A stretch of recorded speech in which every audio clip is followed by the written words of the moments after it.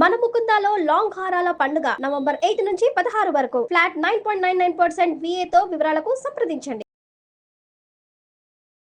నమస్తే రమగారు. నమస్తే జయ. రమగారు, మనకి ఈ నెలలోనే శివరాత్రి ఉంది. శివరాత్రి అనగానే ఉపవాసం, జాగరణ, వీటికి సంబంధించి ఎన్నో అనుమానాలు ఉంటాయి. ఎలా ఉపవాసం చేయాలి, జాగరణని ఎలా మొదలుపెట్టి ఎలా పూర్తి చేయాలని వాటి గురించి ఒక్కసారి డిస్కస్ చేద్దామండి. తప్పకుండా జయ. పర్వదినం ఇది మా అద్భుతమైన రోజు కదా. పండగలు మానేయచ్చు, పర్వదినాలు మానేయకూడదు. అవునండి, పర్వదినం మానకూడదు. మనకి ప్రతి నెల శివరాత్రి వస్తుంది. అవును, త్రయోదశి చతుర్దశి కలయిక. త్రయోదశి వెళ్తూ ఉండాలి, చతుర్దశి వస్తూ ఉండాలి. ఇలా ఉన్నప్పుడు దీన్ని మహాశివరాత్రి అని చెప్తారు. ఈ మాస శివరాత్రుల్లో అద్భుతమైన మాస శివరాత్రి మహాశివరాత్రి. మామూలుగా మహాశివరాత్రిలో తప్పకుండా మనిషి అయి పుట్టినవాడు శివారాధన చేయాలంటారు. చేయం మనం. అసలు మహాశివరాత్రులు జ్ఞాపకమే ఉండవు. అవును, చూసుకోరు. రోజువారీ క్యాలెండర్ పెద్దగా పట్టించుకోము, ఎవరికి ఉండదు, పెద్దగా పట్టించుకోము. కానీ మహాశివరాత్రి ఇది పర్వదినము. మనం శ్రద్ధగా భక్తితోటి వేడుకగా కూడా జరుపుకునేందుకు తప్పకుండా ఇది అవకాశం ఇస్తుంది. కాబట్టి ఈ ఒక్క రోజైనా మనం శివరాత్రి నాడు చెప్పబడేటువంటి విధి విధానాలు కనుక ఆచరిస్తే చాలా మంచిది. దీంట్లో కుల మత జాతి వయో విచక్షణ లేదు. పర్వదినం ప్రతివాడికి అవసరమే. ఎంత చిన్నది చేసినా ఫలితం ఇస్తుంది. ఈ పర్వదినాల ప్రత్యేకత ఏంటంటే నువ్వు చేసి తీరాలి అదేమిటో అమోఘంగా అనేం కాదు. నువ్వు ఏం చేసినా ఫలితాన్ని ఇచ్చే రోజు. నువ్వు రోజువారీ చేసేదే, రోజువారీ స్నానం చేస్తావు, రోజువారీ దండం పెట్టుకుంటావు అనుకో. అవును, సంవత్సరం అంతా పెడతాం. శివరాత్రి నాడు పెట్టింది కోటి రకాలుగా, కోటి గుణితంగా మనకి ప్రయోజనాన్ని ఇస్తుంది. మనకి ప్రయోజనం ఎక్కువ సిద్ధించే సమయాన్ని మనం వాడుకోవాలి కదా. అవును, ఎప్పుడు ఏం చేస్తాం మనం, ఆఫర్లు ఉన్నప్పుడు కొనుక్కుంటాం. ఇది బంపర్ ఆఫర్ మనకి. అందుకని ఈ రోజున భక్తి, శ్రద్ధ, తాత్పర్యాలతోటి వ్యవహరిస్తే బాగుంటుంది. ఇంకా ఈ రోజు అనుసరించాల్సిన విధి విధానాలు, జనరల్ శివరాత్రి యొక్క ప్రత్యేకత. శివరాత్రి అనగానే ఉపవాసం, జాగారం, అంతే. ఉపవాసించటము, జాగరణ చేయటము. ఉపవాసాల్లో కూడా ఏవో 2-3 రకాల పద్ధతులు. ఉపవాసం చేయటం అంటే సాధారణంగా ఉపవాసం అనగానే అన్నం అనేయటం అనే ఒక పాయింట్ ఉంటుంది. కానీ నిజానికి ఉపవాసం అంటే అది కాదు. ఉపసమీప వసన, ఉపసమీపే అంటారు. అసలు సమీపం పక్కనే ఉండటం, భగవంతుడితో పాటు ఉండటం, భగవంతుడిని నీతో ఉంచుకోవటం. నువ్వు ఆయనతో ఉండాలంటే కైలాసానికి ఎటా వెళ్తావండి అని వెంటనే ఒక వెటకారాలు వస్తాయి. ఆయన నీతో ఉంచుకో. నీ లోపల భగవంతుడు ఉన్నాడని జ్ఞాపకం పెట్టుకో. మన లోపలే ఉన్నాడు కదా. అవును కదా.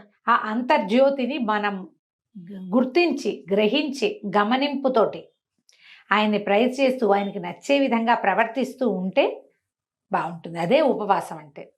ఆహారం మానేయటం అనేది చాలా చిన్న విషయం. సమీప వసనం చాలా పెద్దది. అవును, మనం దానికి ప్రయారిటీ ఇవ్వకుండా దీనికి ఎక్కువ ప్రయారిటీ ఇస్తున్నామేమో. అంతే, మానేయటం అనుకుంటాం. అమ్మో ఉపాసాలు నేను ఉండలేనండి. ఏమిటి, దేవుని తలుచుకోలేవు నువ్వు? తలుచుకోగలవు కదా, అంతేగా. ఆ మాత్రం చేయొచ్చుగా. మనం ఓం నమ శివ అనుకోవడం, శివ శివ అనుకోవటం. ఏదైనా పొరపాటు పడితే అయ్యో రామరామ అన్నట్టుగా శివ శివ అను. తలుచుకో, ఏదైనా చదువుకో, ఏదైనా విను, ఏదైనా పాడుకో శ్రద్ధగా, చాలు. అదే ఉపవాసం. నీకు శక్తి లేదనుకో, ఆహారం తగ్గించుకోవటం, అన్నం మానేయటం నీ వల్ల కాదు. కనీసం ఇట్లా భగవద్ ధ్యానం చేసుకోండి. ఆహారం తినకుండా ఉండగలిగే వాళ్ళు రోజంతా ఉపవాసం చేస్తే మంచిది.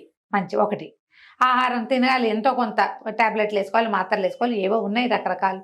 కొంచెం అల్పాహారం తీసుకోవటం. అసలు మామూలుగా అయితే టిఫిన్లు అవి చెప్పరు.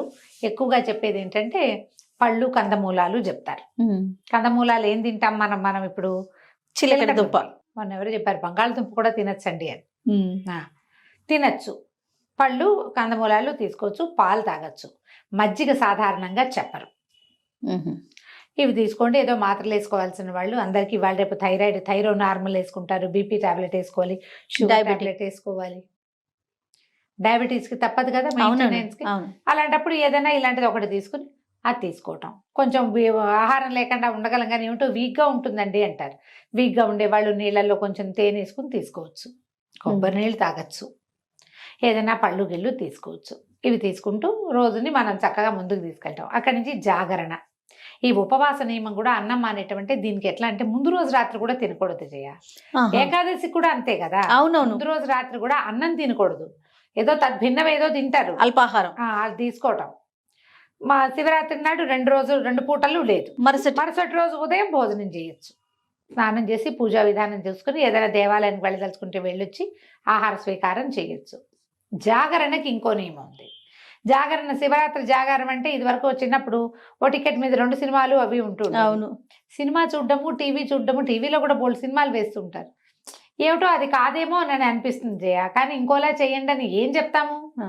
శివనామస్మరణ చేయండి, హరికథలు వినండి, ఎక్కడ ఏదైనా చదువుకోండి అంటే నిద్ర వస్తుంది. అవును, నిద్ర వస్తుంది. సినిమా ఉంటే ఏదో కొంచెం ఇంట్రెస్టింగ్, అది కూడా ఏదైనా భక్తి సినిమా ఉంటే కొంచెం కొంత సూక్ష్మంలో మోక్షం అంతే. అంతే. అవకాశం ఉంటే ఏదో సినిమా చూసి జాగారం చేయటం. అక్కడి నుంచి మర్నాడు సాయంకాలం దాకా నిద్రపోకూడదు. ఏకాదశి ద్వాదశి నియమాల్లో నేను చెప్తాను కాదు ఇది. ఎలాగా మనం ఏకాదశి నాడు జాగారం చేస్తే, జాగారమే కాదు ఉపవాసం చేసినా ద్వాదశి నాడు పగలు పడుకోకూడదు. అవును, చుక్కలు చూడాలి. అవును. ఈ శివరాత్రి కూడా అంతే. శివరాత్రి కూడా ఇది నియమం. చేయగలిగితే చేయటం, ఎంత చేయగలిగితే అంత. పగలు నిద్రించకుండా సాయంకాలం చుక్కలు చూసినాక, అంటే చుక్కలు చూడలేం మనం, అమావాస్యకు ఒక రోజు ముందు ఆ చుక్కలే కనపడవు. సూర్యాస్తమయం అయితే చాలు. ఏదైనా కొంచెం తిని పడుకోవచ్చు ఉండగలిగిన వాళ్ళు. ఉండలేని వాళ్ళు రాత్రంతా జాగారం ఉన్నామని మర్నాడు పొద్దున నిద్రపోకూడదు. నిద్రపోతే ఫలితం లభించదు అసలు.